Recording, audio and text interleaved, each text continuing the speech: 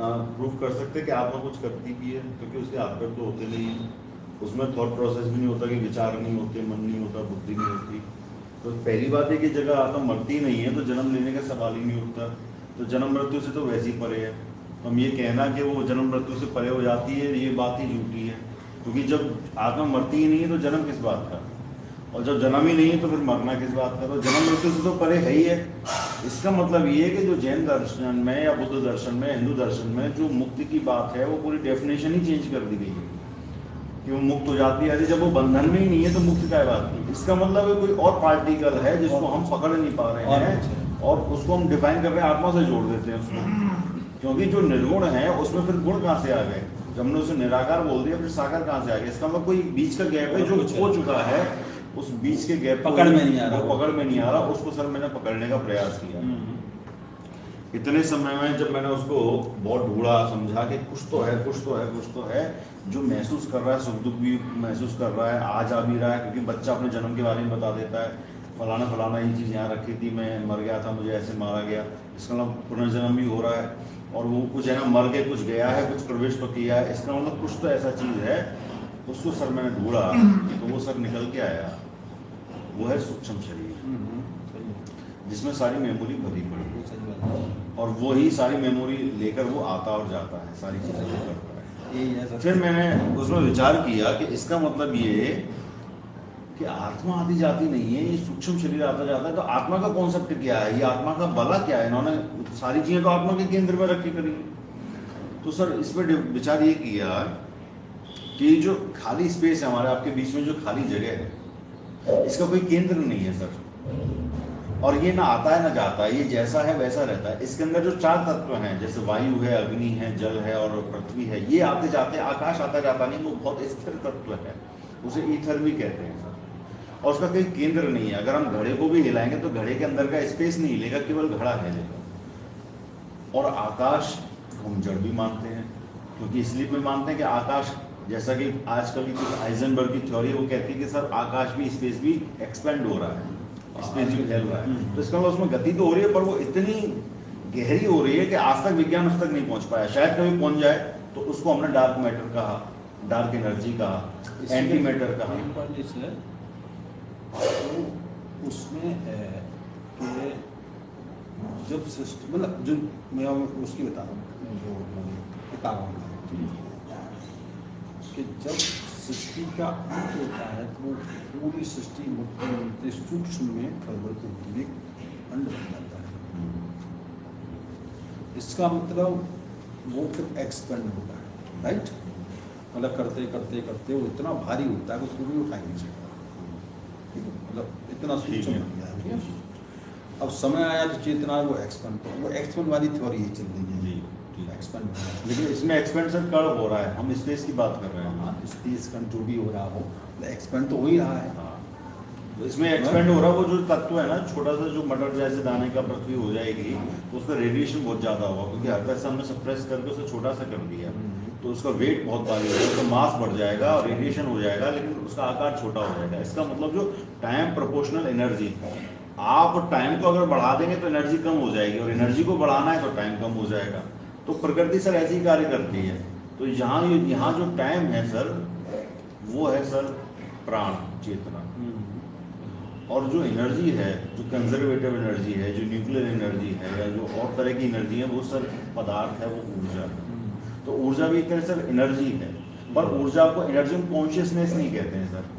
Consciousness का मतलब है चेतना, और एनर्जी का मतलब है ऊर्जा। तो ऊर्जा सर पदार्थ का ही सूक्ष्म रूप है। जैसे आप क्या है, आप एनर्जी हैं, क्या आप कॉन्शियसनेस भी हैं? आप कहेंगे कि हाँ मैं कॉन्शियसनेस भी और एनर्जी भी हूँ। ऐसे कह सकते हैं ना, एटम छोड़ दिया तो सब कुछ पदार्थ दिखाई दे रहा है, तो एनर्जी बन जाता है, एनर्जी बन जाता है। लेकिन सर एटम छूट जाए तो सब भूल धक्कड़ करके बिल्कुल एनर्जी बन जाएगा। तो सर वो हो ये रहा है कि हमने जो विस्फोट किया, उससे हमने पदार्थों को सूक्ष्म जगत में ले आए। तो हमने क्या करा, उसका टाइम हमने एक्सपेंड कर दिया, बढ़ा दिया।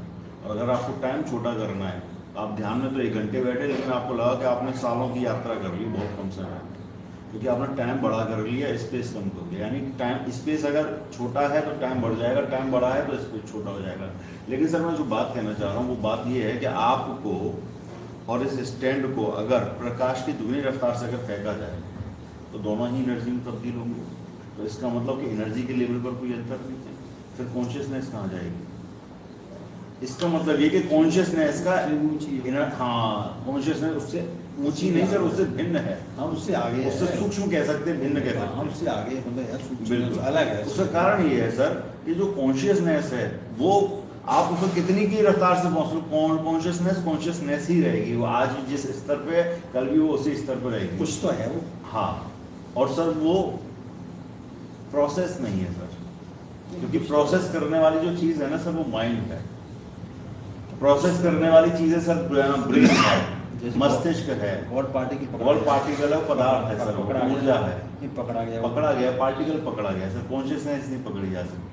कॉन्शियसनेस को अगर आप बहुत सूक्ष्म देखें तो उसे बोध कहते हैं सर।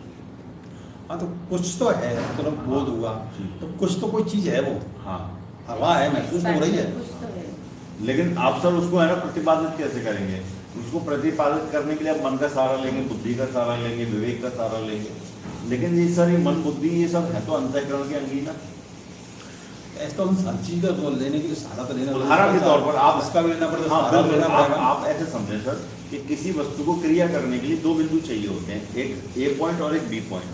तो सर जब दो बिंदु पर कोई चीज क्रिया कर रही है तो इसका मतलब उसको सर दो बिंदु मिल गए ना क्रिया करने के लिए। इसका मतलब कि जहां भी क्रिया होगी वहां द्वैत होगा। और चेतना क्या है? अद्वैत। इसका मतलब उसमें कोई दो पॉइंट नहीं, उसमें एक ही पॉइंट है। यानी कि जहां गति नहीं हो रही, जैसे कील है, कील पे ना पहिया तो घूम रहा है पर कील नहीं घूम रही है। ऐसे समझे सर, जो कील है जिसमें पहिया घूम रहा है पर कील नहीं घूम रही, अगर कील भी घूमने लगे तो पहिया नहीं घूमेगा सर। इसका मतलब जो कॉन्शियसनेस ऑफ एनर्जी है, जो सोर्स ऑफ एनर्जी है, वो जो मुख्य चेतना है जिसे परम शुद्ध चेतन ब्रह्म कहते हैं सर, उसमें क्रिया नहीं हो रही है। वो मिडिल पॉइंट है, वो कील है। और उसकी परिधि में ये मैटर, ये एनर्जी, ये वाइब्रेशन, ये फ्रीक्वेंसी सब क्रिया कर रही है। वो मेन सर्किल पॉइंट है जिसके उपस्थिति, जो अक्रिय है, जिसकी उपस्थिति मात्र से ये प्रकृति क्रिया करती है, तो वो परमात्मा सर। इसलिए सांख्य दर्शन में परमात्मा को निमित्त कारण मात्र कहा है, निमित्त कारण है। और प्रकृति को सांख्य ने उपादान कारण कहा। जैसे मिट्टी घड़ा नहीं बनाता, मिट्टी से घड़ा कुम्हार बनाता है, तो मिट्टी क्या मात्र निमित्त कारण है। ऐसे ही सर जो कील है, कील नहीं घूमती, कील पे पहिया घूमता है, इसका मतलब कील क्या है? मात्र निमित्त कारण। ऐसे ही सर जो एनर्जी, जो कॉन्शियसनेस है, वो मात्र उपस्थित है, उसके निमित्त मात्र से प्रकृति क्रिया करती है, कॉन्शियसनेस क्रिया नहीं करती है। इसका मतलब सब जो आने वाली चीज़ है कि आत्मा चली गई, आत्मा आ गई, ये उधर ऊपर हो गया, एक्सपेंड हो गया, सर जो क्रिया हो रही है ये सर चेतना में नहीं हो रही है, ये प्रकृति में हो रही है। इसका मतलब ये कि सर जहाँ क्रिया हो रही है वो प्रकृति है, और प्रकृति दो धुरी पर क्रिया करती है। ए पॉइंट जहाँ से क्रिया उठी और बी पॉइंट जहाँ तक क्रिया पहुँची। यानी कि जो बिग बैंग थ्योरी है वो सिर्फ द्वैत की थ्योरी है, इसमें दो पॉइंट है। अगर ये बिग बैंग हो ही ना तो, अगर ये क्रिया हो ही ना तो फिर जो बिंदु जहाँ से खड़ा है वो वहीं रहेगा, उसी को सर अद्वैत कहते हैं। यानी कि अद्वैत कोई स्थिति नहीं है बल्कि चेतना का स्वभाव है, वहाँ से क्रिया होती नहीं है। यानी कि चक्र भी घूम रहे हैं, चक्र फैल रहे हैं, प्राण आ रहे हैं, प्राण जा रहे हैं, तन्मात्राएं निकल रही हैं, प्राण तत्व निकल रहे हैं, सर ये सब क्रियाशील क्रियाएं हो रही हैं। चक्र भी घूम रहे हैं, क्लॉकवाइज घूम रहे हैं, एंटी क्लॉकवाइज घूम रहे हैं, इसमें भी अलग अलग प्रकाश आ रहा है, अलग अलग इंद्रियां इनसे तत्व शोषण ले रही हैं, इनसे खींच रही हैं, वायुमंडल से पृथ्वी के प्राण को, जल के प्राण को। तो सर जो क्रिया, ये सारी जो क्रिया और ये सब प्रकृति से है, तभी तो प्रकृति पुरुष कहा, इसलिए प्रकृति को प्रकृति से अलग पुरुष कहा है सर। सांख्य दर्शन में कपिल मुनि ने कहा कि प्रकृति में सारा खेल हो तो रहा है कि तीनों तत्व जब ऊपर नीचे हो जाते हैं तो प्रलय से हटकर ये संसार सृष्टि करने लगता है, और जब सत्वगुण, रजोगुण, तमोगुण एक साम्य अवस्था में आता है वो सब प्रलय की अवस्था होती है। ये कपिल मुनि ने सांख्य दर्शन का सार कह दिया। लेकिन फिर कपिल मुनि से पूछा कि क्या ये हमारी ही आत्मा है? उन्होंने कहा नहीं। फिर उन्होंने कहा कि कुछ एक ऐसा तत्व है जो इन दोनों के मिश्रण से बनता है सर, उसको उन्होंने जीव कहा है। यानी प्रकृति और पुरुष के मिलने से जीव बनता है। यानी कि जीव हमारा मूल स्वभाव नहीं है, हमारा मूल स्वभाव तो वो चेतना है। पर अगर अभी हम सुन रहे हैं, बोल रहे हैं, देख रहे हैं, तो ये ना हम पूरे शरीर हैं ना पूरी हम आत्मा है, ये मिला जुला रूप है, जैसे जीव का। इसी को सर भगवान श्री कृष्ण ने गीता में जीवात्मा कहा, इसी को तुलसीदास ने जीव कहा, और अलग अलग लोगों से। लेकिन महात्मा बुद्ध कैसे हुए? जिन्होंने सिर्फ चेतना कहा सर, जिन्होंने सिर्फ साक्षी कहा, उन्होंने ना आत्मा कहा ना परमात्मा कहा। उन्होंने कहा कि एक ही बिंदु है जो अलग अलग रूपों में अभिव्यक्त हो रहा है, और उसकी अभिव्यक्ति ही प्रकृति है, और जब वो अभिव्यक्त नहीं होती है तब वो पुरुष कहलाती है। और इसी को शंकराचार्य ने ब्रह्म कहा कि जब वो ब्रह्म अपनी महिमा में ठहरा हुआ है तब वो शुद्ध अद्वैत है, और जैसे ही वो एक्सपेंड होता है, जैसे ही वो संकल्प लेता है एको हम बहुश्यामी, तब वो प्रकृति बन जाता है। तो शंकराचार्य कहते हैं कि एक ही सूत्र से अलग अलग रूपों में वो अभिव्यक्त होता है। वो निर्गुण भी वही है, सरगुण भी वही है, वही फैल रहा है, वही एक्सपेंड हो रहा है, वही अलग अलग रूपों में अभिव्यक्त हो रहा है। और जब वो अभिव्यक्त नहीं होता तब वो अपनी मूल अवस्था में रहता है, जिसे शुद्ध अद्वैत कहा जाता है। तो इसका मतलब ये है कि हम जन्म भी लेते हैं, मरते भी हैं, और हम अमर भी हैं। जन्म लेने के बावजूद भी हम अमर हैं। हम साकार भी, हम निराकार भी हैं, और हम साकार निराकार से परे भी हैं। इसको सर गीता में ये कहा कि वो ना सत्य है ना असत्य है, इनसे परे है। इसका मतलब ये कि कोई एक ऐसी चीज है जो सत्य भी नहीं है और असत्य भी नहीं है। कौन सी ऐसी तीसरी चीज हो सकती है जो झूठ भी नहीं है और सच भी नहीं है? इसका मतलब कोई ऐसी चीज है जो हमारी पकड़ से बाहर है सर, उसी को बोध कहा गया। बोध का मतलब है कि केवल आप वहां से गुजर जाओ, उसको टैग मत लगाओ, उसमें बस परिभाषा मत दो, उसको डिफाइन मत करो कि वो ये है कि वो है।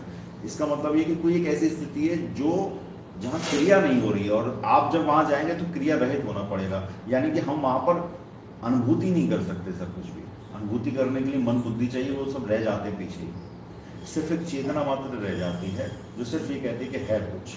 हम ब्रह्मास्मि बहुत पीछे छूट जाता है, तत्वमसि, प्रज्ञानमस्मि, सोहमस्मि सब बहुत पीछे छूट जाता है। केवल हूँ रह जाता है, केवल हूँ मात्र है। वो क्या है, कैसा है, कहाँ है, उसके लिए फिर कोई सूत्र नहीं मिलते, कोई शब्द नहीं मिलते, क्योंकि वो बुद्धि का विषय नहीं रह जाता। इसका मतलब ये कि सर चेतना से ही चेतना की उपलब्धि है, साधना से नहीं है सर। क्योंकि साधना करने वाला शरीर है और मन है, आत्मा तो साधना करती नहीं। आत्मा केवल उपस्थिति मात्र है। इसका मतलब साधना से आत्मा तक नहीं पहुंचा जा सकता है। क्या चीज? आत्मा एक सर स्थिति है, और मन की अवस्थाएं होती हैं। समाधि कौन लगाता है? सम धन धी, यानी कि एक बुद्धि की साम्य अवस्था को समाधि कहा। लेकिन बुद्धि तो जड़ है ना, हमने बना दिया। तो बुद्धि को हमने जड़ सर इसलिए बना दी। जड़ का मतलब ये है कि जहाँ क्रिया हो रही है। जैसे मेरे सामने ये स्टैंड रखा है, अब ये तो क्रिया नहीं लग रही है, लेकिन सूक्ष्म देखें इसमें भी इलेक्ट्रॉन घूम रहे हैं सर बहुत तेजी से। सब जगह इलेक्ट्रॉन क्रिया हो रही है, इसको जड़ कह दिया। वैसे जड़ का मतलब उल्टा है। अब जड़ में कह के हम और कुछ कह सकते हैं। हाँ, हम कुछ और कह सकते हैं, हम उसको निष्क्रिय कह सकते हैं। लेकिन सर इस जगह पर कुछ भी निष्क्रिय नहीं है, इसमें भी क्रिया हो रही है। दीवारों में हर चीज में इलेक्ट्रॉन उछल रहे हैं, कूद रहे हैं बहुत तेजी से। इसके अंदर जो पॉजिट्रॉन है, मॉडल बनाया जा सकता है क्वांटम मैकेनिक्स। हाँ बिल्कुल, क्वांटम मैकेनिक्स जो है बिल्कुल, जैसे पहले एटम की थ्योरी बनाई जो क्वांटम मैकेनिक्स की थ्योरी के हिसाब से एक कल्पना करके इसको सेट करो। थियोरेटिकल उसका वो नहीं, कोई प्रैक्टिकल नहीं है, थियोरेटिकल। सर क्वांटम थ्योरी जब आप सुनेंगे तो एक इलेक्ट्रॉन, अगर आप इलेक्ट्रॉन को देख रहे हैं तो वो सीधा नहीं देख रहे हैं तो सीधे सीधे जाएगा। जैसे आपने देखा तो सर इलेक्ट्रॉन भी घूम जाता है। अरे उसका पता क्या है, दूसरे दो प्रकार की थ्योरी है। तो पहले हम मानते थे तुम चल रहे हो, घूमते जाओ, ये पार्टिकल थ्योरी, पार्टिकल जा रहा आ रहा है। जी न्यूटन थ्योरी बाद में एक थ्योरी डेवलप करी गई कुछ लोगों ने, ड्यूअल थ्योरी, कि प्रत्येक के अंदर पार्टिकल नेचर और वेव नेचर होती है। पार्टिकल नेचर और दोनों तरह से काम करता है। वो पार्टिकल के तरह से कार्य करता है, वेव तरह से कार्य करता है। तो दो प्रकार के मैक्रोस्कोप लेवल, माइक्रोस्कोप, दो प्रकार ऑब्जेक्ट होते हैं। मैक्रो में जाते हैं, माइक्रो न्यूट्रॉन, प्रोटॉन, इलेक्ट्रॉन आ जाते हैं। तो माइक्रो में ये ड्यूअल थ्योरी अच्छी काम करती है, मैक्रो बहुत कम करती है। ये तो कम ही करेगी बहुत कम मात्रा। अब एक थ्योरी और डेवलप की, अनसर्टेनिटी प्रिंसिपल। अनसर्टेनिटी प्रिंसिपल पहले माना जाता है कि इलेक्ट्रॉन घूम रहा है धरती पे चारों तरफ, जैसे वो सन के चारों तरफ, पृथ्वी के चारों तरफ घूम रहा है। ठीक है। अनसर्टेनिटी प्रिंसिपल ये कहता है कि इलेक्ट्रॉन्स का वेलोसिटी, मोमेंटम ज्ञात नहीं है, वो एक जगह फिक्स नहीं है। कभी यहाँ है, तुम कहा ना, हाँ, कभी यहाँ है, कभी तुरंत वहाँ पहुँच जाता है। पहुँच गया। हाँ। अनसर्टेनिटी, हाँ। अनसर्टेनिटी, बिल्कुल। निश्चित नहीं। उसका कोई निश्चित नहीं, उसका कोई गणित नहीं बना पाया आज तक। उसके अंदाज कर लेते हैं उसे, बिल्कुल बिल्कुल अंदाज कर लेते हैं। तो इसी अंदाज पे ही क्वांटम मैकेनिक्स की थ्योरी बिल्कुल है। बिल्कुल। ठीक है, उसमें एक स्कोंजर इक्वेशन आई, ई साई बराबर एस साई बराबर ई साई। एच है हैमिल्टन होता है, वो मैथमेटिक्स की हायर उसमें आता है, और साई ये फंक्शन दे वाला है, जी और ई हो गया एनर्जी। इसके सॉल्यूशन जो आए तो उन्होंने 3 पॉइंट के सॉल्यूशन मांगे, एन एल और एम। तो इस प्रकार से भी क्वांटम मैकेनिक्स का इसका एटॉमिक मॉडल एक कल्पना से बनाया गया, राइट। उसका प्रैक्टिकल कुछ नहीं, लेकिन कल्पना से बनाया, लेकिन वो वहाँ जाके सटीक बैठ रहा है। सटीक बैठ रहा है। भाई ऐसा हो तो इलेक्ट्रॉन इस तरीके से, इस तो तरह से। इलेक्ट्रॉन को समस्या है कि अब लोगों ने सोचा कि इलेक्ट्रॉन रुकता कैसे है। भाई इलेक्ट्रॉन घूम बाहर क्यों निकलना, कि स्थिर है क्यों, स्थिर क्यों है, कैसे, कुछ तो होगा। अब पुरानी थ्योरियाँ फिर होती चलेगी सारी की सारी बात होगी। तो इस प्रकार से अगर इसको सेट करके इसका ही बनाया मॉडल कि भाई आत्मा परमात्मा प्रकृति, इसका मॉडल ये है, इसका मॉडल ये है, इस तरीके से व्याख्या करी है। सर अगर इलेक्ट्रॉन जब घूम रहा है न्यूक्लियस के चारों ओर और उसकी इलेक्ट्रॉन की कक्षाएं होती हैं, हाँ, और अगर उसके पास न्यूक्लियस ना हो तो क्या इलेक्ट्रॉन घूमेगा? फिर वो अपनी उसकी कोई कक्षा नहीं रह जाएगी, फिर वो एक तरह से अनसर्टेनिटी एक वेव की तरह कार्य करना लगेगा, उसकी अपनी कोई कक्षा नहीं रहेगी। इसका मतलब कि हमारे पास अगर न्यूक्लियस है तो फिर तो आत्मा नहीं है, तो हाँ, तो हमारे पास जो न्यूक्लियस है ना सर, उस न्यूक्लियस के अंदर भी सर न्यूट्रॉन और प्रोटॉन 2 चीजें रहती हैं। हाँ। इसका मतलब ये कि ये प्रकृति के गर्भ में 2 तत्व हैं, एक शिव तत्व और एक विष्णु तत्व, और उसके चारों ओर जो घूम रहा है वो ब्रह्मा तत्व है। वो ब्रह्मा तत्व निकला किससे सर? उसी न्यूक्लियस से निकला है, विष्णु की नाभि से ही ब्रह्मा निकले।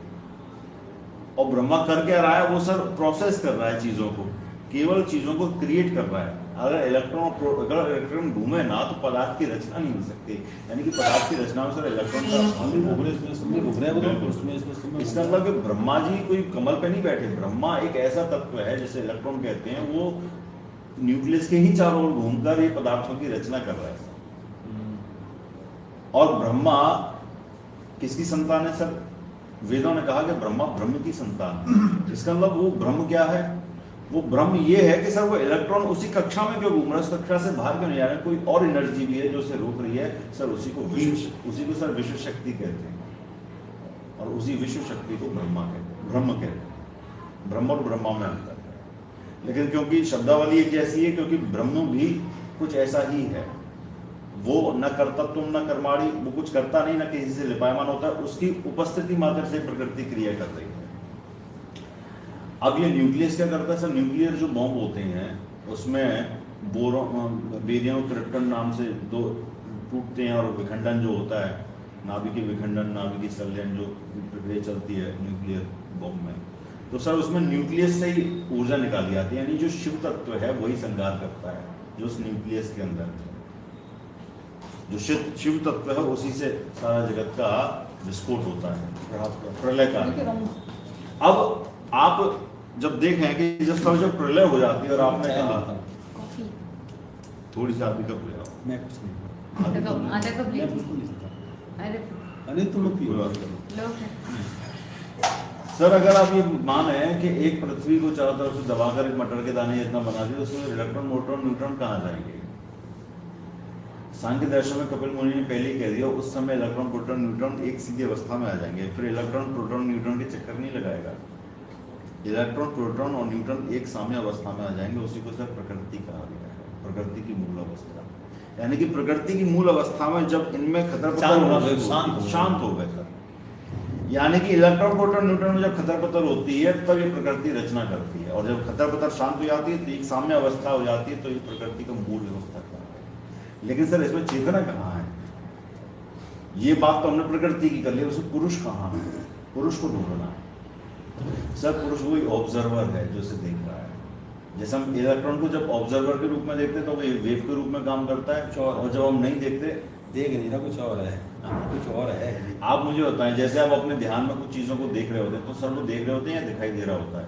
वो एक अलग है। नहीं, आप मुझे बताएं, जैसे आप ये सामने चीज देख रहे हैं, ये देख रहे हैं कि दिख रहा है? आप कोई भी चीज आपको दिखती है, ये शब्दों का जाल है। सुनो, नहीं वो ठीक है, शब्दों का वो है। नहीं ठीक है, हम आप शब्दों में व्याख्या नहीं ठीक ठीक है, है। किसी चीज को सर आप देखते हैं, दिखता है। अगर आप देखें ना तो कुछ दिख सकता है, हम कहेंगे नहीं हम और देखें नहीं तो नहीं दिखेगा, लेकिन फिर स्वप्नों में तो ऐसा नहीं होता। हम अगर ना चाहें तो भी हमें स्वप्न दिखता है। इसका मतलब ये कि कोई ऑब्जर्वर है जो हमारी बुद्धि की पकड़ से बाहर है, वही चेतना है, जो कर रहा है, जो कर रहा है, जिसकी महिमा से काम हो रहा है। तो सर स्वप्न के लेवल पर जो काम हो रहा है ना, स्वप्न का जगत जो बनता है वो सबकॉन्शियसली बनता है। सबकॉन्शियस माइंड हमारे हाथ में नहीं है। आपको सर जानकर हैरानी होगी कि हम मनुष्य का डीएनए मात्र 5% एक्टिवेट है। तो आप कहेंगे 5% का क्या रूल है? सर 5% का फील आपको मैं बताता हूँ। ये सर ये विजुअल जो ब्रह्मांड है मात्र 5% ही, बाकी अंधकार में 95% है। 5% और 5% का खेल सर यही नहीं होता। हम जो कर्म करते हैं ना, कहते हैं कर्म करो फल की चिंता मत करो, फिर कहते हैं सब कुछ पहले से सेट है, तुम कर्म करके क्या उखाड़ लोगे। तो एक तरफ कह रहे हैं कर्म करो फल की चिंता मत करो, एक तरफ कह रहे हैं सब कुछ पहले से तुम्हारे जन्म से पहले ही निश्चित कर दिया है, तो फिर कर्म करें क्या नहीं करें। तो मुझे लगा कि यार गीता में कहा गया है कर्मण्येवाधिकार अस्ते मा फलेषु कदाचन, एक तरफ ये भी कहते हैं कि सब कुछ पहले से निश्चित है। इसका मतलब है कि इसमें कुछ बारीकी है और इसमें बहुत गहरी रिसर्च करी और ये सूत्र निकल के आया सर कि हम मात्र 5% कर्म करने में स्वतंत्र हैं, 95% हम परतंत्र हैं। सर वो 5% जो स्वतंत्रता है वो भी हमारे सबकॉन्शियसली, हमारी भीतर की प्रेरणा, वो भी हमारे हाथ में नहीं है सर। और सबकॉन्शियस प्रेरणा कहाँ से करता है सर? सबकॉन्शियस प्रेरणा ऐसे करता है कि मान लो कोई जलेबी खा रहा हो, वो आपको याद कर रहा है कि आज वाईसी पालीवाल हमारे साथ होते तो मजा आया था, तो सर आपके अंदर ऑटोमेटिकली जलेबी के विचार आ जाएंगे। इसका मतलब कि आपके सबकॉन्शियस में नहीं है जलेबी, पर किसी ने जलेबी खाई और आपको याद किया तो वो तरंगें आपसे टकराई, आपके ब्रेन ने उसे कैच कर लिया और एक विचार प्रस्तुत कर दिया। इसका मतलब सब सबकॉन्शियस के भीतर भी एक और कॉन्शियस है, उसे कहते हैं सर कलेक्टिव कॉन्शियस माइंड, संयुक्त अवचेतन मन। तो इसका मतलब हम सब लोग एक दूसरे से जुड़े हुए हैं, सारी मानव जाति एक दूसरे से जुड़ी हुई है और उसी को जानने वाला व्यक्ति वसुदेव कुटुंबकम को साक्षात कर सकता है। कई सारी डिवाइन बिल्कुल सर। तो इससे भी सूक्ष्म कि सारे लोग जो एक दूसरे से जुड़े हुए हैं वो भी किसी एक मन से जुड़े होंगे सर, उसी को प्राणिक मन कहते हैं, उसे प्राण मन कहते हैं, उसी को सुपर कॉन्शियस मन कहते हैं।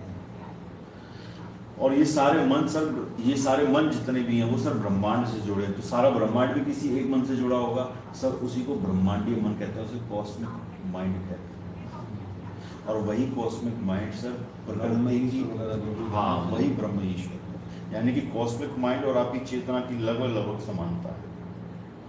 तो हमने क्या करा सर, शरीर को माध्यम बनाकर शरीर से परे होकर उस जगह चले गए जहां आप शरीर साथ नहीं दे रहा, जहां अब स्थूल शरीर तो ध्यान की अवस्था में शांत हो जाता है, फिर ध्यान के बाद शुरुआत होती है सूक्ष्म शरीर की, वो जाता है नाभि से निकलकर और कई ब्रह्मांडों की जो पैरेलल ब्रह्मांड है ना एक दूसरे पर, तो कई ब्रह्मांडों की सर वो यात्रा करता है। ऐसे लोक कहते हैं भू भा स्वा महा जना तपा लोक, और अतल वितल सुतल रसातल मातल पातल, ये सब 14 लोक हैं। तो सर 7 बीच के चक्र हैं, चक्र 7 चक्रों के नीचे 7 लोक और 7 चक्र के ऊपर सर 7 लोक, और यानी कि टोटल 21 स्थितियां हैं। इसमें 7 चक्र शरीर के, 7 लोक नीचे के और 7 लोक ऊपर के, टोटल 7 की 21 हमारी स्थितियां हैं। इनमें सर हमारा जो सूक्ष्म शरीर है उसमें अमल करता है, कहीं कहीं हमारी वासनाएं बसी होती हैं। जैसे हम लोग यहाँ बैठे हैं, हम किसी और ब्रह्मांड में अभी कुछ और कर रहे होंगे इसी टाइम में। जैसे सर मल्टीवर्स थेरेपी बोला गया, वो बोला गया थ्योरी मॉडर्न टाइम में, हाँ मल्टीवर्स, यानी काकभूषण जी जो सुन रहे हैं कि इस ब्रह्मांड में राम जी तीर मार रहे हैं, उस ब्रह्मांड में कोई और तीर चला रहा है, राम जी कुछ और कर रहे हैं, सीता का कुछ कहीं और अपहरण ही नहीं हुआ, किसी और रामायण में कुछ। काकभूषण जी अलग अलग ब्रह्मांडों के पैटर्न को देख रहे हैं। ऐसे पैटर्न और भी हैं सर, ये 3D डायमेंशन है, ऐसी सर 4D है, 5D है, 7D है, अलग अलग डायमेंशन है। हम लोग इस जगत में रहते हैं सर, ये 3 डायमेंशन है। 3 डायमेंशन में 3 चीजें चाहिए होती हैं, लंबाई चौड़ाई और ऊंचाई। लेकिन सर समय जो चीज है, टाइम डायलेशन, वो सर वो सब जगह कार्य कर रहा है। ये यहाँ पर चेतना है, योग है, ऐसी इस प्रकार के और भी लेयर है, और भी लेयर है, ऐसी सर 11 लेयर है, मिल नहीं पा रही सर। 11 लेयरों की खोज की है हमारे ऋषियों ने। शायद हो सकता है वो अंतिम भी हो, ऐसा भी कहा जा सकता है। लेकिन हम ये देख रहे हैं कि हमारा जो सूक्ष्म शरीर है अलग अलग लेयरों की खोज करते करते कहाँ जा रहा है। सर इन सब का एक कारण है और वो सब कारण है अहंकार। हम इस जगत में क्यों आए, हमने क्यों संकल्प लिया कि मैं एक से बहुत हो जाऊँ, मौज करने आए, घूमने आए, अपने यहीं पर फंस गए, चक्कर में अटक गए, हमें मोह ने घेर लिया। उसने अगर ना कहा होता कि मुझे सेब खाना है तो नहीं आता वो वहाँ से, मनुष्य शत्रुपा को नहीं आना पड़ता, आदम और हवा को नहीं आना पड़ता। इसका भाव भी था, जो खाने का जो भाव था। तो सर कोई भी भाव जो पैदा होता है वो अहम से पैदा होता है। अहम का अर्थ है आई एम समथिंग, मैं कुछ हूँ। तो आपने पैदा तो करा अंदर से, बिल्कुल मनु ने करा, शत्रुघ्न ने करा, ना हुआ ने करा, अब्बा ने, जो भी है किसी ने पैदा किया ना भाव अंदर। तो सर कोई भी चीज पैदा की जाती है, पैदा होती है, अंदर से भाव आता है। जैसे आप मुझे बताएं, आप जगते हैं कि आपको जगाया जाता है? जगाया जाता है। जगाने वाला कौन है? अगर जगाने वाला ना जगाए तो हम जगेंगे नहीं जगेंगे। इसका मतलब जगाने वाले के हाथ में सारी चीजें हैं, तो वही मेन है। तो फिर हम क्या हैं? कुछ नहीं, आपके कर्म है कि कठपुतली की कठपुतली है। तो सर जो मेन है वही हमारा स्वरूप तो नहीं है, ऐसे ही तो नहीं, वही हमारा स्वरूप है, वही स्वरूप है, वही स्वरूप है ना सर। उसी को सर कारण शरीर कहते हैं। वो कारण शरीर ब्रह्मांडों से परे है, उसके लिए ब्रह्मांड कोई मायने नहीं रखते, क्योंकि उसके लिए कोई दूरियां नहीं है। दूरी का मतलब है जहाँ दूरी होगी वहाँ दृश्य है, वो दृश्य नहीं है, वो दृष्टा है। खेल खेलता है, वो अपना साधना कि वो खेल खेलता है, सबके अंदर व्याप्त होकर के, सबके अंदर व्याप्त होकर के खेल खेलना है। जी सर, खेल खेलने का कारण क्या है? वो क्यों खेलना चाहता है? बिना खेले से चैन नहीं मिलता, उसे आनंद आता है। कुछ तो है, भी आनंद के लिए खेल रहा है। कुछ तो है। देखो एक बात कही गई कि ईश्वर क्या आनंदमय है, ये कहा जाए वेदों में, परम आनंदमय है, आपसे परम आनंदमय है, राइट। तो इसका मतलब परमानंदमय है, तो कुछ तो कहीं तो पॉइंट है कि जहाँ जब साधना समाधि में पहुंचे तो आनंद आपको मिला, अच्छा लगा। कभी भी आप देखो ध्यान में वैसे बैठे रहते मन करता है पड़े ही रहे ऐसे करके, उठे ही नहीं, राइट। अब लगातार 10 घंटे 20 घंटे वाला, लेकिन संसार को भी जगा देगा करके। सर इसमें आपको थोड़ा सा एक चीज जोड़ना चाहूंगा। परमात्मा सर गायत्री मंत्र का जो अर्थ है उसमें सर हमने परमात्मा को या आत्मा को सर आनंद नहीं कहा, हमने कहा कि वह परमात्मा सुखी नहीं है, सुख स्वरूप है, आनंद स्वरूप है। जैसे सर आपको जैसे स्वरूप तो कहा उसमें, हाँ, तो स्वरूप का मतलब है कि अगर आप आनंद स्वरूप तो आपको आनंद लेने की जरूरत ही नहीं, क्योंकि आनंद तो आपके भीतर से प्रकट हो रहा है। उदाहरण के लिए कि मान लीजिए आप कोई काम कर रहे हैं तो आपको मजा आ रहा है, तो अगर आप मजा आने लगे तो काम कर रहे हैं, मजा अगर आपके पास रहे तो आप काम ही नहीं करेंगे। इसलिए हम काम मजे के लिए कर रहे हैं, अगर मजा मिल जाए तो काम करने की जरूरत ही नहीं है। जैसे कोई व्यक्ति हमारे सामने है, वो हमें बहुत कष्ट दे रहा है, हम कह रहे हैं तू मेरे सामने से हट जा तो मुझे चैन मिले, तो अगर उसे चैन मिल जाए तो सामने बैठा रहे तो कोई फर्क नहीं पड़ता। आनंद स्वरूप है, आनंद स्वरूप वो भी आनंद स्वरूप है। तो तू आनंद के लिए कर रहा है कुछ नहीं, अगर आपके पास आनंद है ही तो आप फिर आनंद के लिए कुछ करोगे थोड़ी ना। इसका आनंद नहीं है उसके पास, आपके पास, हाँ उसके पास आनंद नहीं है इसलिए वो आनंद के लिए कर रहा है, लेकिन गायत्री मंत्र कह रहा है कि वो आनंद स्वरूप है। अरे वो तो व्याख्या हमारी है, वो आपकी व्याख्या है, लेकिन वो व्याख्या है, ठीक है, व्याख्या उल्टी। लेकिन अगर आप उसे ध्यान में भी देखेंगे कि प्रकृति के पास आनंद नहीं है, वो आनंद के लिए सारे खेल खेलती है। परमात्मा आनंद स्वरूप है, वो खेल नहीं खेलता, वो निष्क्रिय तत्व है, उसमें क्रिया नहीं होती। जैसे कि मैंने कहा कि सर जहाँ क्रिया होने के लिए 2 बिंदु चाहिए, तो जहाँ से क्रिया उठ रही है और जहाँ तक क्रिया की जा रही है द्वैत में, ये प्रकृति से द्वैत में कार्य करती है। अद्वैत में प्रकृति कार्य नहीं करती, अद्वैत में प्रकृति है ही नहीं। प्रकृति और पुरुष के मिलने से सर संसार बनता है। हाँ, प्रकृति पुरुष के मिलने संसार होगा, ठीक है। हाँ, एक सबने महसूस किया होगा, ठीक है। मेरे फोकस करते हैं 1 सेकंड को से कुछ समय के लिए मेरे को सब कुछ भूल जाता है, आनंद भूल जाता है, कुछ फिर उसके ऊपर आ जाता है। अगर उस पॉइंट को पकड़ लिया जाए कि उस पॉइंट को पकड़ के समाधि की शुरुआत हुई, ये पॉइंट वहां तक पकड़ा नहीं जा सकता, लेकिन समाधि ध्यान वगैरह नहीं पकड़ा। अब पॉइंट वो सब में कॉमन है, वो चाहे एनिमल हो चाहे मनुष्य हो, सब जगह कॉमन है। कॉमन होता तो सब एक मतलब मेल फीमेल सब दूसरा ट्रैक्टर के भाग भागे जाए। इसका मतलब वो पॉइंट ही तो कहीं वो नहीं है, वो तो पॉइंट बाहर हो गया, क्षणिक हो गया, क्षणिक हो गया कुछ समय के लिए। लेकिन अगर क्षणिक न हो, क्षणिक न हो, वो एक्सटेंड हो मतलब उस समय में सब कुछ भूल जाता है एक सेकंड, ठीक है, वही ओशो ने कहा उसका, हाँ, उस पॉइंट को एक्सटेंड होता है बहुत, तो कहीं उस पॉइंट के लिए तो सारा वो खेल चल रहा है, डिफरेंट रूप धारण कर लिए, ये कर लिए, वो कर लिए, फलाना कर लिए, ढीका कर लिए, मतलब उसको वैसे नहीं पता, चर्चा है ही नहीं। आपने कहा कि वो जो आनंद का जो पॉइंट है उसी को एक्सपेंड किया, तो उन्होंने समाधि का उसको नाम दिया।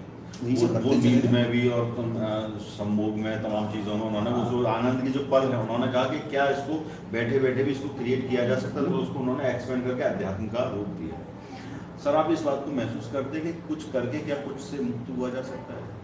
मुक्त शब्द एक अलग रहा, ठीक है, मुक्त अलग रहा, हाँ, अभी खाली उस पॉइंट की चर्चा करते हैं, ठीक है, कि कहाँ से कौन आनंद सृष्टि बनाई क्यों उसने, हाँ, बनाई क्यों लफड़ा पाला, ये मैं लफड़ा बेकार का, भैया पैदा हुए, पढ़े लिखे, शादी करी, बच्चे हुए, फिर मर गए, फिर जन्म दिया, और वहां जाकर के सब एक हो गए उस पॉइंट पे जाकर। सर आप इस बात को महसूस करते हैं कि सर ये जो चीजें बन रही हैं, बिगड़ रही हैं, प्रकृति में हो रही हैं?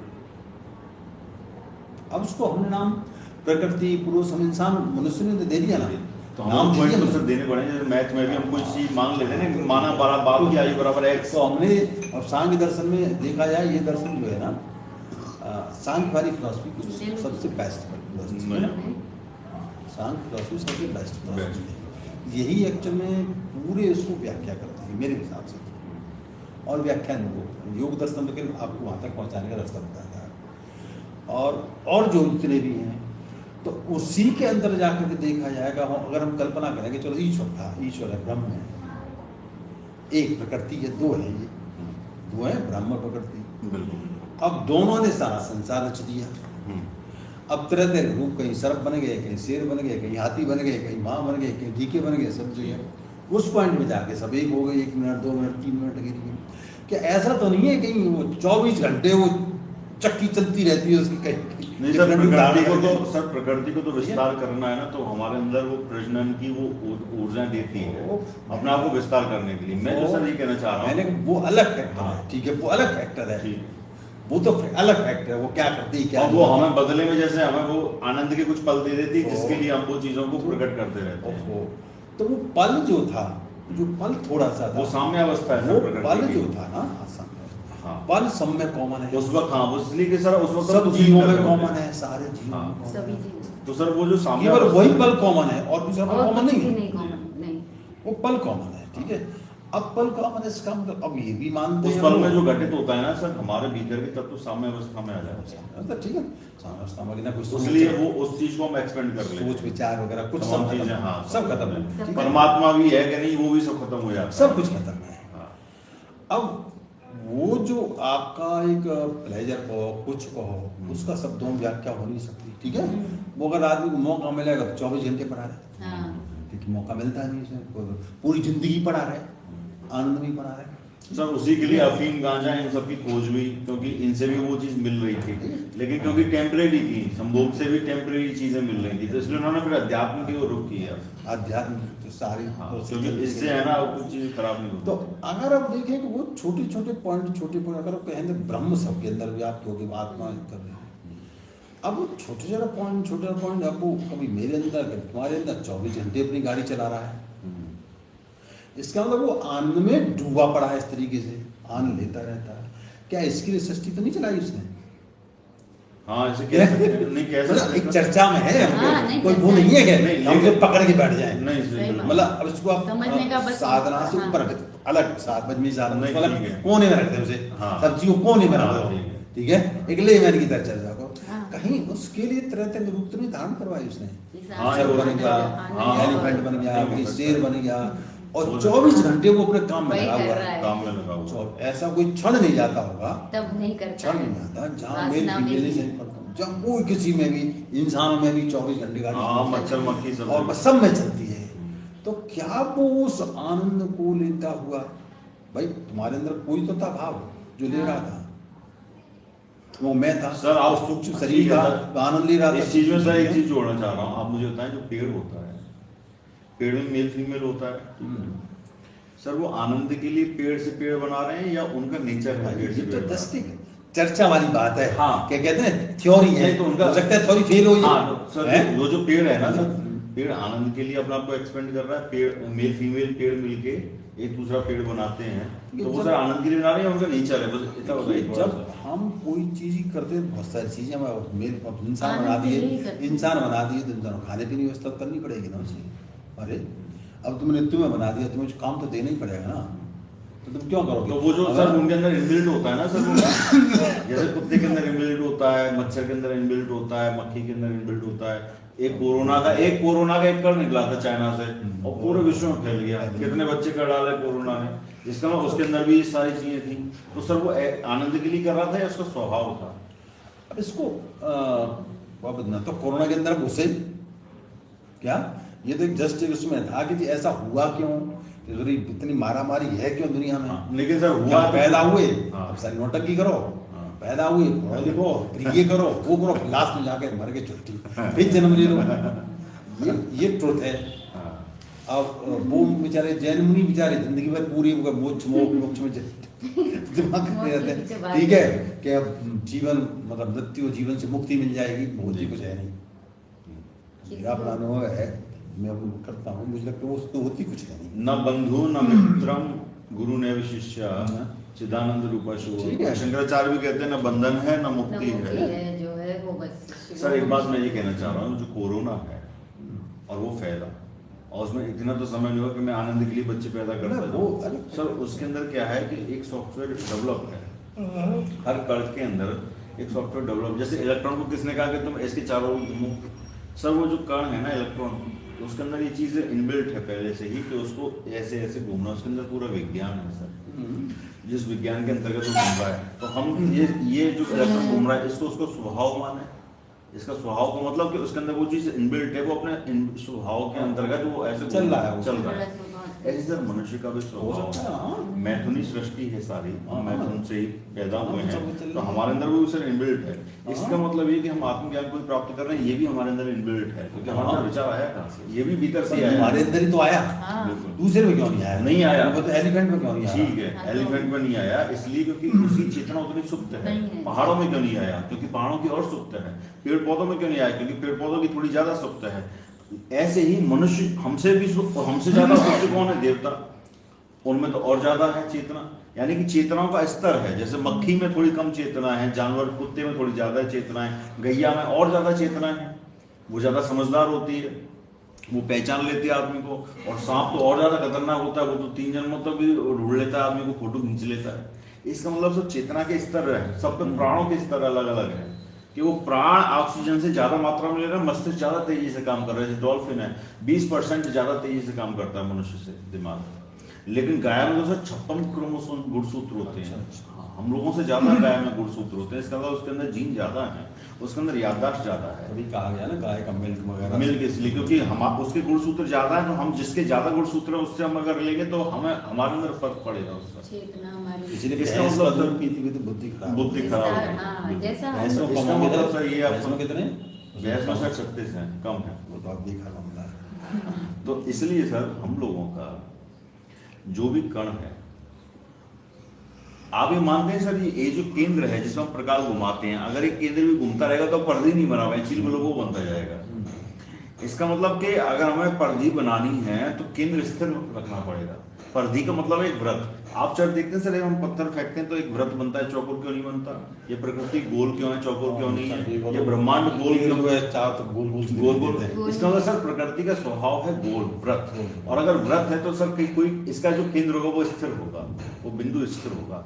सर उसी बिंदु, स्थिर बिंदु को जिसे हम केंद्र कहते हैं, वही एक मेन पॉइंट है जिससे सारी परिधि का मतलब सब घूम रहे हैं। हाँ, हम सब घूम रहे हैं सर, हम सब घूम रहे हैं। हम अपने विचारों के अनुरूप घूम रहे हैं, हम अपने सिद्धांतों के अनुरूप घूम रहे हैं, हम अपनी साधनाओं के अंतर्गत घूम रहे हैं, हम अपने संप्रदाय मत धर्म के अंतर्गत घूम रहे हैं, हम घूम रहे हैं अपने विचारों के अंतर्गत, विचारों में अंतर्गत। घूम रहे हैं, विचारों से ही घूम रहे हैं। इसका मतलब ये सर विचारों के अगर अंतर्गत घूम रहे हैं तो फिर इसका मतलब कोई केंद्र भी होगा जिसकी वजह से घूमने की व्यवस्था बन रही है। केंद्र है सर वही जो केंद्र है वही मेन चीज है सर। अब मैं उसको नाम दूं या ना दूं, लेकिन आप ये मान लें कि वही केंद्र है, इसमें सारा का सारा आत्मा मान लो, कुछ मान लो, कुछ भी मान सकते लो, पर ये है कि सर वो जो केंद्र है, वो स्थिर बिंदु है, तभी हम एक वृत्त की रचना को देख पा रहे हैं सारे संसार में।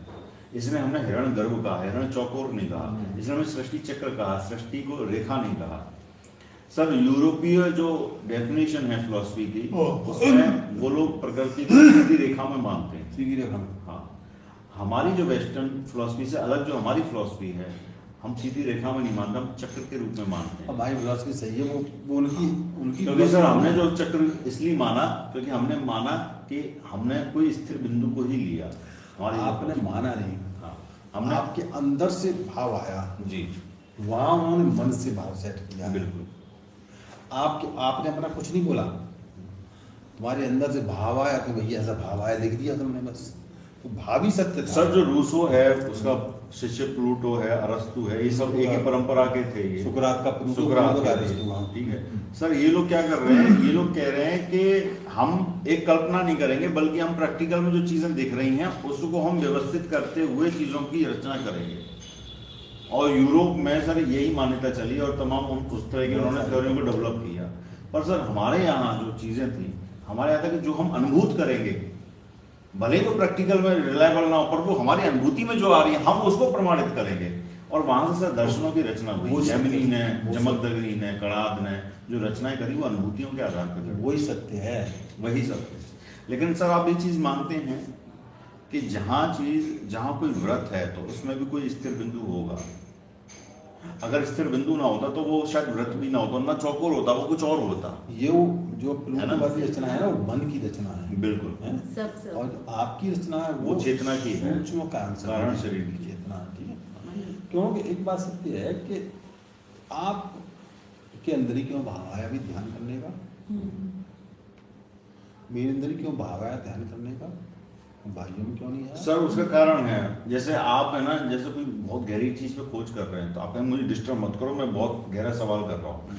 इसका और गहरे में जाए तो आप कहेंगे कि अब मेरे दिमाग विचारों से भी आपको शांत होना पड़ेगा, क्योंकि बहुत गहराई में चले गए हैं वो। इसका मतलब कि ऋषि मुनि इतनी डीप थिंकिंग कर रहे थे कि उन्हें लग रहा था मेरे विचार भी शोर कर रहे हैं। तो उन्होंने कहा कि विचारों को कैसे शांत करूं, तो उन्होंने कहा कि इसको शांत करने के लिए ऐसा करता हूँ, दोनों स्वरों को ही ना शांत कर दूं।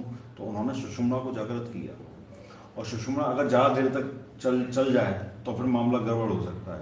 तो उन्होंने कहा कि होने दो गड़बड़, इसी को चलाओ। दोनों सुर को उन्होंने बराबर करके और सुषुम्ना को 24 घंटे के लिए खोल दिया, और वो सर उस रहस्यमय जगत में प्रवेश कर गए जहाँ किसी भी प्रकार का स्पंदन नहीं है। तब जो उन्होंने साक्षात्कार किया उसको उन्होंने लिपिबद्ध कर दिया। हम लोग बहुत सौभाग्यशाली, हमें वो चीज़ मिली। अब गड़बड़ ये हो रहा है कि हम उसको पढ़कर अनुमान लगा रहे हैं जो कि हमारा सटीक नहीं बैठ रहा है। हमें उसकी उस रास्ते के पे चल के हमें अपने अनुभव को, अपने प्रैक्टिकल चीजों को वहां तक ले जाना पड़ेगा, तब मैच करा पाएंगे। उससे आप तब मैच कर पाएंगे। पर वहाँ तक मतलब कृष्ण ने जो बात कही, तो कृष्ण ने जो बात कही कहाँ से खड़े होकर कही, तो हमें भी तो कृष्ण बनना पड़ेगा ना, तभी तो समझ में आएगा। अगर हम कृष्ण, आप ये मानो कि अर्जुन क्यों नहीं समझ रहा था, पहले दूसरे अध्याय में अर्जुन नहीं सुन रहा था, तो भगवान ने थोड़ा सा उसको शक्तिपात किया, उसके चक्करों की जागृति करी, तो भगवान कृष्ण ने अर्जुन को अपने स्तर पे लेके आए। तब जो अर्जुन कृष्ण बोल रहे हैं तब अर्जुन सुन रहा है। इसका मतलब ये कि जो हमारे ऋषि मुनियों ने कहा है, हमें पढ़ने का अधिकार ही नहीं है, हम जानते ही नहीं, हम क्या पढ़ने, तोते बन जाएंगे। हमें ऋषियों के स्तर पर हमें अपनी चेतना को लाना पड़ेगा, ध्यान साधना से, हाँ। योग से, हाँ। आसन से, प्राणायाम से। जब हम चेतना को ऊपर लेके आएंगे, तो जब हम भीतर से बिल्कुल शांत हो जाएंगे, तब हमें अधिकारी बन पाएंगे कि वो कह क्या रहे हैं। तब अभी हम जैसे शरीर के स्तर पर समझ में आते हो, तब समझ में आता है। अभी जैसे हम शरीर के स्तर पर हैं, तब जो आप कहोगे तो हमारा अलग समझने का स्तर होगा, मन के स्तर पर अलग समझेंगे, चेतना के स्तर पर। तो चेतना के स्तर पर होता क्या है, आप ऐसा समझें। जैसे अभी मैं इस कमरे के बारे में जानता हूँ, आप कुछ कहोगे तो मैं कमरे की जो जानकारी है उसके अंतर्गत आपको जवाब दे दूंगा। लेकिन अगर मैं पूरे शहर को जानता हूँ तो, और पूरे विश्व को जानता हूँ तो, और अगर पूरे ब्रह्मांड को जानता हूँ, तब जवाब देने के जो विकल्प होंगे वो ज्यादा होंगे क्या नहीं। इसलिए हमारे दर्शन ने कहा कि तुम ब्रह्मांड ही हो, त्वम ब्रह्मास्मि, तुम सारा ब्रह्मांड हो। अब बताओ तुम जवाब कैसे दोगे। हमारी सब बुद्धि की व्यापकता को ही कपिल मुनि ने ब्रह्म कहा। उन्होंने तुम अपनी बुद्धि को संकीर्णता से और व्यापकता की ओर ले जाओ, तो तुम्हारे पास किसी भी चीज को समझने के और जवाब देने के, जानने के इतना व्यापक स्तर होगा कि फिर तुम्हें संकीर्णता में आनंद नहीं आएगा। तुम्हारे आनंद का जो स्तर है इतना व्यापक हो जाएगा कि फिर तुम ही ब्रह्म। लेकिन सर उन्होंने सिर्फ सत्य का एक हिस्सा बताया। ऐसा नहीं है कि जमकदग्नि हो या और हो, उन्होंने कण की खोज करी, ऋषि कणाद ने। तो उन्होंने ऐसा नहीं कि आत्म साक्षात्कार किया हो या ना किया हो, उनके पास वो जो थ्योरी अंदर उतरी, जैसे आइंस्टीन के गहरे सपने में थ्योरी ऑफ रिलेटिविटी आई, तो उसने E=mc² बोल दिया। तो आइंस्टीन भी आत्म साक्षात्कार थोड़ी ना किया था।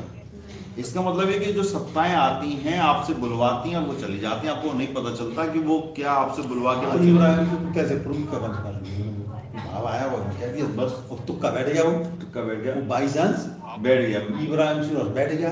तेने क्या रिसर्च करी थी उसकी? इतनी बड़ी खोज करी थी हम चीज का निकाल करके, सीधी सी बात है, कहाँ से आया? ऐसे ही सब चारों ऋषियों के हृदय से वेद निकले। सत्ताएं सब खुद अपने को प्रकट करवाती हैं। तो ऐसे ही है, साल पूर्णी माहौल पड़ी ना, ऐसे निकले बस, बिल्कुल ऐसे निकले। अब किताब पढ़ लेना। सारस्वत कुंडलिनी महायोग प्रत्येक साधक को पढ़नी चाहिए, तब हमें पता चलता है कि चीजें कैसे, सत्ताएं कैसे काम करती हैं। सत्ताएं कैसे काम, आपको उसका सत्ताएं तो देने के लिए बैठी हैं। आपकी फ्रीक्वेंसी जब उनसे मैच कर जाती है तब वो तरंगे ऑटोमेटिकली करना चालू, जैसे रेडियो होता है ना, उसकी फ्रीक्वेंसी सेट करनी है। हमारा शरीर भी एक रेडियो है। हमें फ्रीक्वेंसी कैसे, हम अपने चक्करों को जब आप बैलेंस कर लोगे तो आपकी फ्रीक्वेंसी कहाँ से सेट होगी? वो जो परासत्ताएं जो घूम रही हैं वो आपके अंदर वो देने के लिए बैठी हैं, हम ले नहीं पा रहे हैं। क्यों? क्योंकि हमारी फ्रीक्वेंसी वहां तक नहीं है अभी। चेतना भगवान कृष्ण के अंदर ताकत थोड़ी ना थी बोल देने की, भगवान कृष्ण से बुलवाया गया, वो तो बोला कि सत्ता ने बोलती चली, सत्ता आगे बोलती चली गई। बाद में काम से क्वेश्चन करा, वो क्वेश्चन बाद में करा उनसे क्वेश्चन, तो जीत के कर गए कि जरा अब दोबारा मुझे दे दो साहब। उन्होंने कि अब नहीं रह सकता मैं, अब नहीं बोल सकता था गीता पूरी। जब तब भाव आया तब बोल दिया, स्पष्ट मना कर दिया उन्होंने। तो ये सारी प्रक्रिया फिर चेतना का विकास के लिए हो रही है। ये चेतना में विकास नहीं होता, विकास होता है संसार में, प्रकृति में, मन में, बुद्धि में, चित्त में। चित्त का विकास, चित्त का विकास। चित्त भी क्या है? चित्त क्या है? जितनी जानकारी है ना जन्म जन्मांतरों की जो भरी है, वो स्टोर हाउस है, चिप है, उसमें सब भरा पड़ा है। जैसे जैसे प्रकृति में परिस्थितियां सामने आती है, अंदर से निकलता चला जाता है। अगर आप सामने परिस्थितियों को बंद कर दो तो अंदर के विचारों को थोड़ी रोक पाओगे। श्री अरविंद जब जेल में चले गए तो उन्होंने क्या करा? अंदर से विचार आ रहे हैं और वो कह रहे हैं कि मेरे पास इस विचारों को भोगने के लिए सामने व्यवस्थाएं तो है ही नहीं। तो वो आते करने के आप नहीं रहो, तुम आते आते एक समय के बाद बिल्कुल शांत हो गए। जब वो शांत हो गए तो अंदर से कुछ ऐसा प्रकट हुआ जो उन विचारों से अलग था, यानी कि वो जो सत्ता थी वो उतरी। वो तो तब भी उतरती, लेकिन विचारों की आपद आप ही में हम श्री अरविंद ने कुछ ऐसा लिख दिया, कुछ ऐसा कह दिया जो उनके बाद शायद कोई ना कह पाए। सारस्वत कुंडली महायोग जिस व्यक्ति ने लिखी हो, शायद आप उनके भतीजे से मिले थे मेरे ख्याल से। मिला नहीं सर ना, फोन पे बात हम अपन बात हुई उससे, अभी तक क्या धंधा वंधा शुरू कर रहा है मुझे ऐसा था। ये लखनऊ में एक सज्जन थे, साधना करते थे। तो सुबह जब साधना करते थे तो अचानक उनकी मौत से, और करते वो संस्कृत के, तो कोई बात नहीं। एक बार क्या हुआ, उनकी मौत से शब्द निकलने लगे। पत्नी भी जिज्ञासु थी, उन्होंने टीम पकौड़ा करके टीम कर लिया। और सुबह बैठे 1 घंटा, शाम को बैठे तो सुबह शाम दोनों टीम कर लिया करें। 3 महीने प्रोसेस चले। 3 महीने के बाद में वो जो टेप रिकॉर्डर था उन्होंने अपने गुरु को दिखाया। उनके गुरु की बात थी, भाई ये तो बहुत अच्छी चीज़ है, इसको तो प्रकाशित करवाओ बुक को। तो संस्कृत में थे, संस्कृत में हिंदी व्याख्या करी गई, फिर वो व्याख्या करेगी। तो हुआ क्या था, भगवान गोरखनाथ की आत्मा उस व्यक्ति के ऊपर आई थी, उसने वो सब प्रकट किए थे। तो मैंने किताब उसमें पढ़ी है, वो वास्तव में इंसान लिख ही नहीं सकता किताब। उस किताब की ब्यूटी है, साधना के बारे में बताया, कुंडली के बारे में बताया, चक्रों के बारे में, फिर उसमें एक औषधियों के बारे में ये भी बताया कि कब प्रॉब्लम्स आए तब अब क्या करें। उसी में था ये जपा पुष्प का, गुड़हल के फूल का, आपका ध्यान नहीं लग रहा, कुछ नहीं कर रहा, तो अब क्या करें? तो गुड़हल का फूल पानी से खा लो और बैठ जाओ, ध्यान नहीं मिलेगा। फिर उन्होंने कहा साधना में वीकनेस आती है तब क्या करें? तो उन्होंने कहा अश्वगंध का चूर्ण फाँक लो। फिर और गए, कभी आपको चिंगारे का चूर्ण फाँक। उसी में है बहुत सारी बीमारियों के उपचार, मानसिक बीमारियों के बहुत सारे उपचार भी दिए हुए। उसी में एक सूर्य उसका दिया है, बहुत बढ़िया है। धात की फल, जो होता ना ये हमारा ये बेल, कच्चा बेल हो, बेल को तोड़ लो, बेलपत्र। हाँ बेल को तोड़ लो, तोड़ के 3 दिन पानी में डालो उसे, 3 दिन पानी में डाल करके फिर उसे सुखा दो, फिर उसे काट काट के उसको चूर्ण बना दो, उस फील्ड में काम करता है। उसी में आ गया जब आपको ये मूलाधार चक्र की साधना करनी हो तब क्या करें। आजकल हम क्यों फेल हो जाते हैं गुरु, क्योंकि अच्छे उपदेश देते लेकिन अब ये नहीं पता कि अगर किसी बेचारे का चक्कर गया वो आगे क्या करे, वो या तो पागल होगा वो। तो उन्होंने कहा कि जब मूलाधार चक्र की साधना करनी हो तो आंवले का चूर्ण खाइए आप। मूलाधार चक्र पृथ्वी तत्व से मिलता है और पृथ्वी तत्व कहाँ पर है, आंवले में है। जब नेक्स्ट वाला चक्र है तो उसमें दूसरा बताया, उसका सेवन करो उसे। इस पर हर चक्र का उन्होंने बताया, तो उससे सेवन से क्या स्थूल शरीर आपका मजबूत हुआ, स्थूल मजबूत हुआ अब कारण में आपका चक्र लग गया, अब शरीर आपको झेल नहीं पा रहा, तब ये चक्कर है कि भ्रमित अवस्था में जैसे बहुत सारे हैं, मुझे आए हो वो कौन से हो गुजराती कौन से संत थे वो गाना में वो भी पकड़े गए ना, साधना करी बंदे ने खूब। अब साधना के बाद में इन चीजों को भूल गया बंदा, अब संसार चक्र में फंस गया, वो संसार चक्र में फंस गया। अब संसार चक्र में फंस गया तो प्रकृति की तरफ इस तरीके से बहुत सारे गुरुओं की तरफ ये हो जाती है, दुर्गति करते तो है, ऐसे नहीं है उनके पास साधना नहीं की उन्होंने, खूब साधना की उन्होंने दबा करके। एक साधना के बाद में संसार के उसमें आपको बैलेंस करना पड़ता है। पर साधना बैलेंस करना क्यों पड़ता है, बैलेंस हो नहीं जाती साधना के बाद?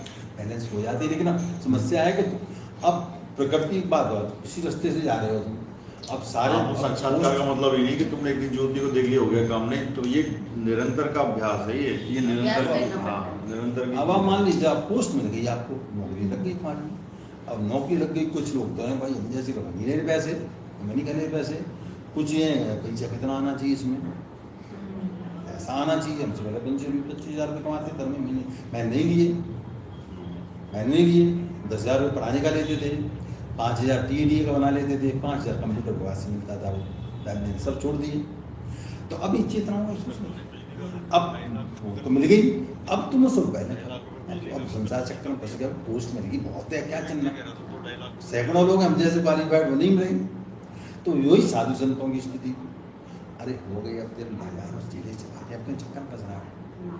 जैसी एक पत्नी है 1000 पत्नी, क्या सब ह्यूमन स्ट्रक्चर उसी में सबके एक जैसे ही, सब एक जैसे, दिमाग की सोच के तंत्र है, दिमाग की सोच का अंतर है, सोच को बैलेंस कर ले आप,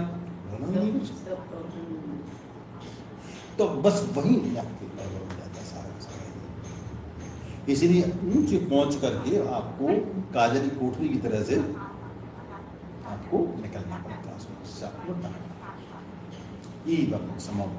अब बेचारे करते तो अच्छा ही काम, हजारों को सुधार किया, जाके फिसल गए, गड़बड़ हो गया, अब गड़बड़ हो गया। अब क्वेश्चन इस बात का आता है कि ध्यान सारा नहीं क्यों करा गया, क्यों करवाता है तुमसे,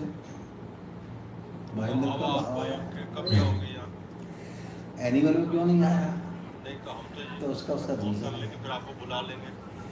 पूरी सृष्टि में 7वीं राशि कामचित 3 तरंगे हैं, और जब मनुष्य पुल पैसे गुजरती है फौज, पता है फौज जब पुल पैसे गुजरती है तो कदम ताल तोड़ देती है, नहीं पता? हाँ, अब मत चलो, अब तो उल्टी सीधी पैरों से चलो, अब लेफ्ट राइट मत चलो, फौज में क्रम से चलती है ना, क्रम से चलते हैं, कि बंद करो ऐसे क्रम को, बिल्कुल बंद कर दो। क्यों? क्योंकि आपकी तरंगें कदम ताल से इतनी तरंग होगी बिल्कुल टूट जाएगा। इसी प्रकार से इस समय ज्ञान साधना से अच्छी तरंगें तुम्हारे दिमाग से दौड़ेंगी, उन चीज़ों को बैलेंस कर, इसलिए कुछ लोग साधक बनाता था। अब साधक बनाए तो कुछ तो देगा ही देगा, फिर आप समाधि में आनंद दे देता है, ये भाई समाधि ये है उसका उद्देश्य। अब जैन मुनि को जीवन वर्ग नहीं कर दिया।